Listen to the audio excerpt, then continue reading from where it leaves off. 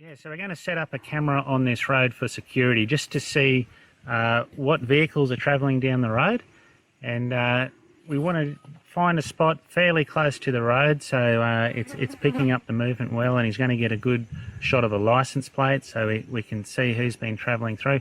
This is commonly used on properties where you just want to see who's coming through your place, or just checking to know why you've got wheel tracks, bit of peace of mind. And also for security, if someone's there who shouldn't be there, you can see the plates and the vehicle. This will pick them up night and day. We just need to find a spot on this road where the cars aren't travelling too quick. We'll pick cars up going at about 60k an hour with this camera, because it's got a fairly fast reaction time of 0.35 seconds. So they're very good at picking up vehicles moving up to about that 60 kilometres an hour. So when we look down the track, we find a spot where cars might have to slow down a bit for a bit of a bend or something like that, but also where a tree is fairly handy close to the road where we can set it up on. This tree here is quite close to the road. It's within about 2 metres of where the vehicle is going to be travelling. You can select anywhere up to 10 metres away, but the further away from the road you get, the harder it gets to pick them up. So this one's just a nice handy one right here on the road.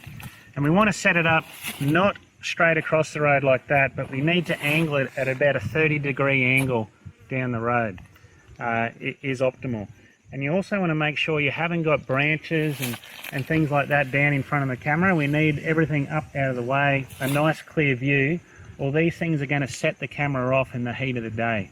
So we just need to make a nice clear shot of the vehicle coming down the road. So all you do is strap your camera onto the tree. And with your trees that you use, it's always a good idea to use a tree that with a trunk wider than the camera itself, is what I always try to find. And the reason for that is there won't be any sway or sideways movement in the tree which could set the camera off.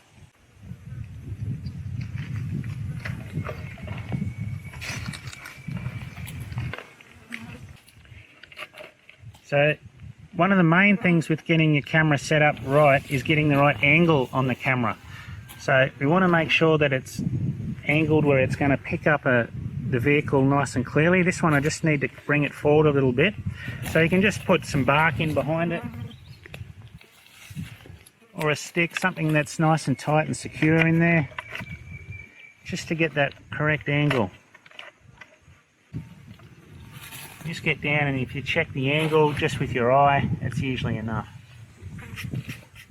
Now you turn your camera on inside, and you do a few drive-bys, a few passes, just to check that you've got it right, and then go and check your photos, and then and do it again. But it's pretty simple to set up. Just pretty much turn it on, try it out yourself to make sure that you're capturing what you need. It blends in so well, that model. Yeah, it does, man. If you wanted to get a good angle, instead of just putting bark and things like that in behind the camera, you can just use something like a Reconyx universal mount. These are made just to screw straight into the tree with your hand, and they'll just screw straight in once you get them going. So you can just screw the camera straight on. The Enduro camera has either a point right in the back of it here, or underneath you can use.